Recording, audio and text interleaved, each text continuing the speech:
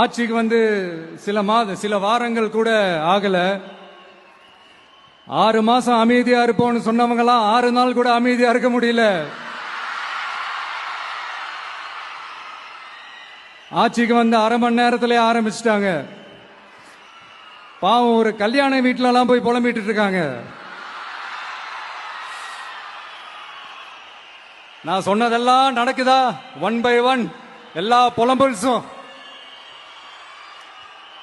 அது மாதிரி இத்தனை வருஷமா மாத்தி மாத்தி உங்களை ஏமாத்திக்கிட்டு இருந்த இந்த 2 பேரையும் வேண்டாம்னு சொல்லி ஒதுக்கிட்டு உங்களுக்காக உண்மையா உழைக்க வந்த உங்க விஜய,